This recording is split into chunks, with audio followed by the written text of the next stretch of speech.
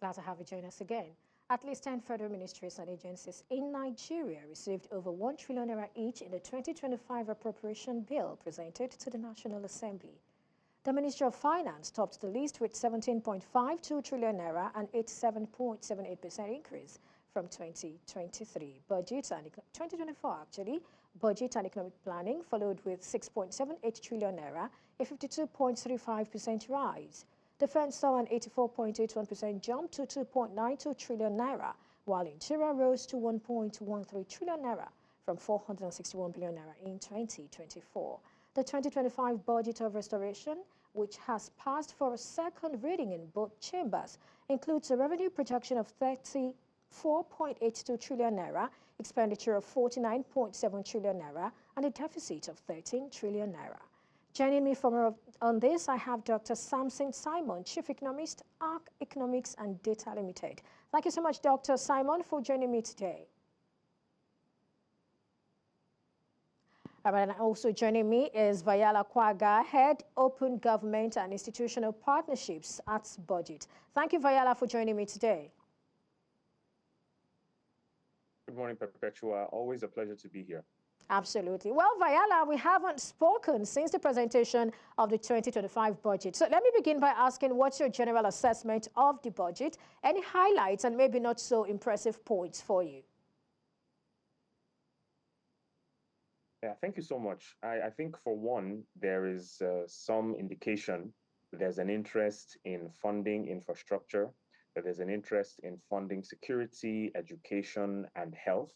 At least the undisaggregated numbers, the lump sums, for the various sectors show some form of interest.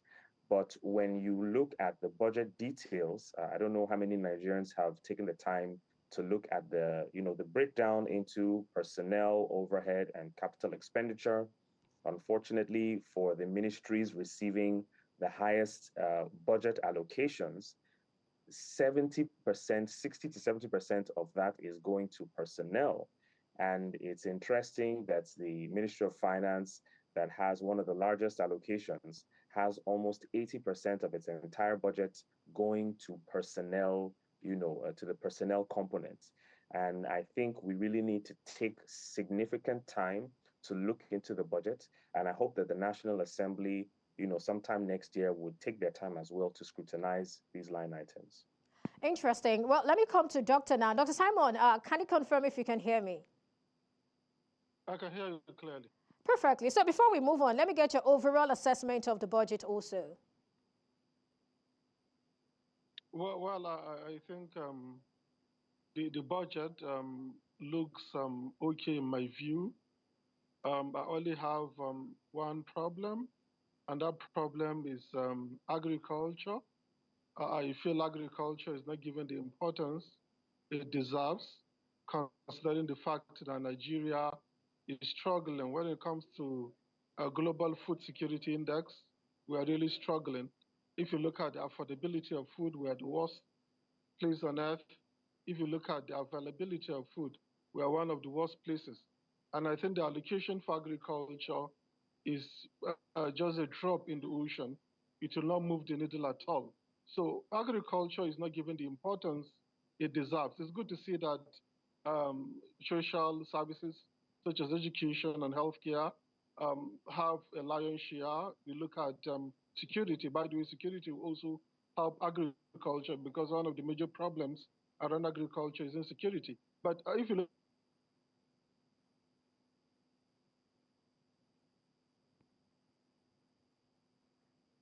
Dr. Simon, you may go ahead, please. We are struggling when it comes to hunger. We're really struggling when it comes to food security. All right, Dr. Simon, when people talk about agriculture, I sort of tend to want to ask them about security, because to a very large extent, if we listened to what the president said, he was sort of drawing a connection between agriculture and insecurity, and how that a lot of money is being channeled into insecurity. Don't you think that would suffice, or that would also, maybe we should also look at that when we're looking at the budget for agriculture, even though that didn't even get up to 1 trillion naira, though the government is talking about how that this particular budget is all about ensuring that no Nigerian goes to bed hungry. Maybe you also want to look at that. What do you think? Well, I agree with the president, and I rightly mentioned it too, that the funding of defense and security will help with the problems of agricultural sector. But we all know that that's just a fraction of what the agriculture as a sector needs. Agriculture, by the way, is the largest sector if you look at our GDP. It contributes as much as a quarter of the budget, sometimes even 30% of the 30% of GDP. Sorry, a quarter of GDP to 30% of GDP. And when you look at the importance that is given in the budget, is always on the fringes. And not only uh, that is not just for the sake of making agriculture take center stage. We actually have a huge problem with hunger. We actually have a huge problem with food insecurity. Last year, they declared state of emergency on food insecurity. We have not seen anything. Things are getting worse. So agriculture, in my view, maybe we should have taken guidance from the Maputo declaration that at least 10% of the budget should go to agriculture. I believe even that 10%, that's the minimum, by the way, is not enough for a country like ours. We're really Dr. struggling. Simon, So that Dr. insecurity Simon, contributes, yes, but while I it doesn't understand suffice. that this is, I mean, it's a far cry from the 10% prescribed at that, meeting and all of those. It's about 1.7% we're looking at here. But, just so this conversation is clearer, what are the things you would expect the government to work on? You've highlighted security, and the government seems to be doing something about that. So what are the other areas you think the government should pay attention to in terms of agriculture? The government has talked about its interest to ensure that fertilizers are distributed. It talked about its interest to give loans to farmers, single-digit loans. It also talked about, some of the things, whether exchanges, commodity exchanges, and some of the plans it has in the works for the year 2025. But for you, what are your recommendations to ensure we see that which you are looking for? All right. I think it was Albert Einstein that said insanity is doing the same thing over and over again and expecting a different result. What exactly are they doing now that is different from what they have been doing? Nobody is saying they are not doing anything at all, but they are not doing a single thing that actually moves the needle. That's the key clause here. Are they doing anything that actually moves the needle? And by the way, I think we should be grateful that they're tackling, they're determined to tackle insecurity, and they have assigned more than 800 billion to agriculture. But we're talking about mechanization. Nigeria, when you look at our mechanization, our horsepower per hectare is one of the least in the world. If you look at our tractorization, and even for farm inputs, all these things we have been doing them, they have not really been effective. And I'm not asking them to throw money at the problem. Throwing money at the problem does not solve the problem like what we saw under the last administration. They have to be intentional. It's about results. We need to have results. And so far, we're not seeing results.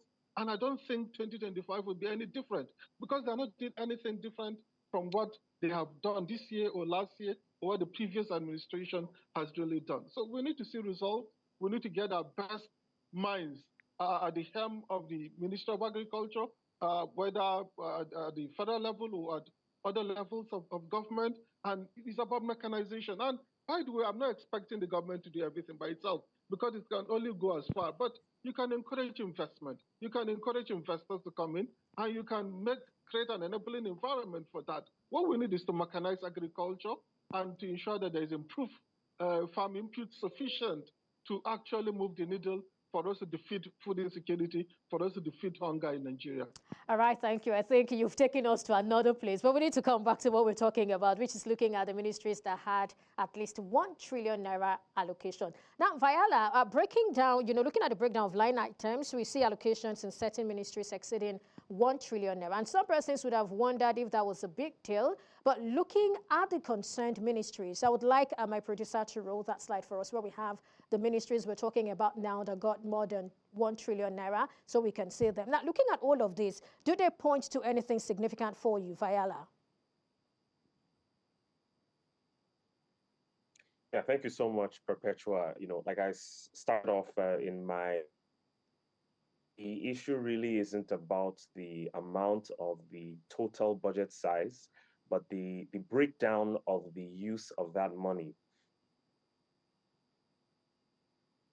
A lot of these ministries, finance, budget, most of the allocation is going to personnel. And that is very worrisome because challenges are not because government workers are not being paid. Nigeria's challenges are as a result of poor long-term investment in critical sectors. And the broader problem really is value for money in the use of these funds. Now, look at how economies thrive and how economies grow all over the world. Yes, they do need a well-equipped, well also needs properly funded capital projects to ensure that the economic base, which consists of good roads, consists of stable power supply, which consists of clean and functional and efficient airports and seaports, and just this is one soft infrastructure that is oftentimes, commented because when you're thinking about infrastructure, not just hard infrastructure, to finance, access to justice. Are these endeavors, are these program government out in such a way?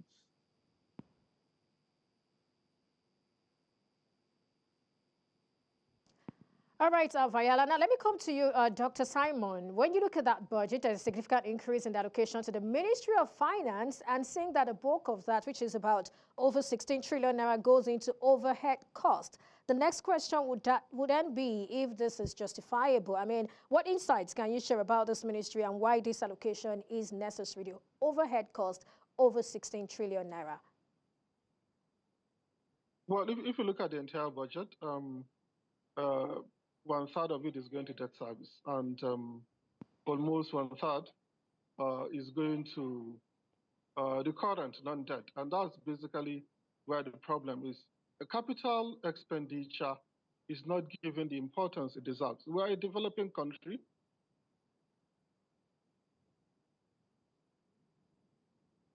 We have a lot of infrastructure. How do we in resources to solve the problems of infrastructure and not just allocating resources? I keep emphasizing the fact that it's not just about throwing money at the problem, because we tend to have that problem, and sometimes we celebrate when a lot of money is being assigned to a particular line item or to a particular sector. I think what really matters is the result. I keep emphasizing that because we have seen instances where a lot of money is being pumped and then we don't see commensurate value. And for the uh, overhead cost and the personnel cost, they're actually necessities. And what we need is just to find ways to increase our revenue, to increase the size of the budget, so that a lot of this, a larger chunk of the budget will go to infrastructure. If you look at the budget, it's something in the region of $30 billion. And we're a country of 230 million people. It means it's next to nothing. South Africa, which has a population which is maybe around a third of our population, and GDP may be slightly bigger than ours, is doing more than 100 billion in its budget.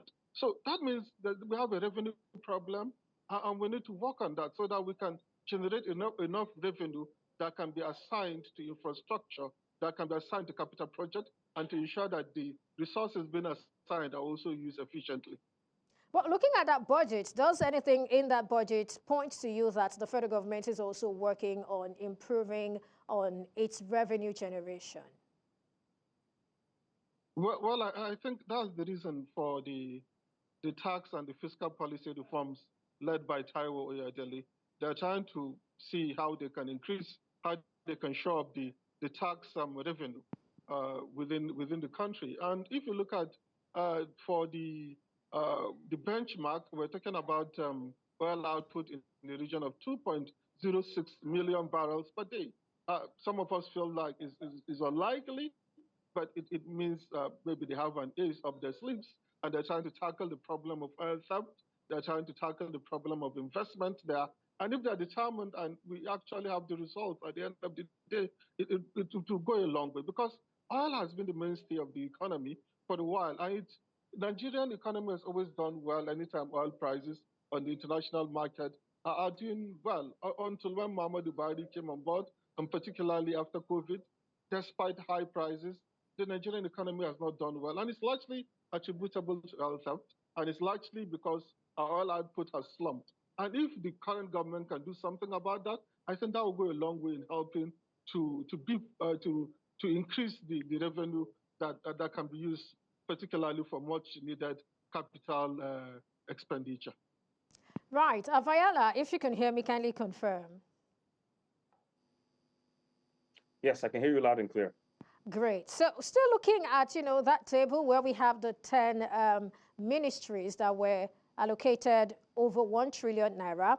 Do you think these allocations sort of align with the government's identified priorities for the year? And what will the judicious use of these allocations, if and when approved, actually, what that would mean to the everyday Nigerian?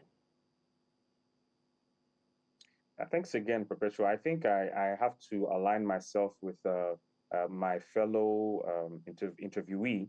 And the issue isn't about throwing money at the problem. Yes, if you look at the total sizes of the various sectors and line ministries, you do see large amounts of money. But again, I must remind Nigerians and viewers that this is a budget that is not corrected for inflation or for devaluation of the naira. So we are basically not spending more than we were a year or 2 years ago. Again, relative to our size, relative to other, comparator countries within the African sub-region, we are not spending enough. The issue really is about judicious use, as you said. And how would we know when money is being judiciously used? We will know when budget implementation reports are given in very highly disaggregated formats. So Nigerians can know exactly how much naira has been spent, exactly how much naira has been budgeted, how much naira has been disbursed, how much naira has been received and spent, for us to really get a sense that this money is being used well. If you look at the personnel and capital expenditure implementation, behavior for over the past 6-7 years, you always see 70 to 80% implementation rate for personnel and 30 to highest 40% implementation for capital expenditure. That means the government is relatively good at paying salaries, but it is not good at implementing capital expenditure. And this is critical for an economy like Nigeria, for a country like Nigeria, that is in dire need of economic revitalization. The government cannot expect to, release tax bills and expect to tax the economy more when it is not ensuring that the fundamental drivers of our economy are not being taken care of well. I will also comment on the issue of audit. We never have sufficient and timely audits done in Nigeria. They are always late, and this is principally because the very institution of the National Assembly, the Public Accounts Committee, that is, given the responsibility to, publish or make public the report of the Auditor General, never does so. It never releases audit reports until that particular National Assembly has left office. I think this is highly, highly unreasonable behavior, and Nigerians deserve to know, if we are going to be expected to pay more taxes, we deserve to know just how well this money is being used. Thank you, Vahyala. I think that's a sound bite for me. Thank you so much for your time on the show. And Dr. Simon, thank you so much. We need to go now. Thank you for your time on the show and your thoughts. Thank you for having us. Thank you very much.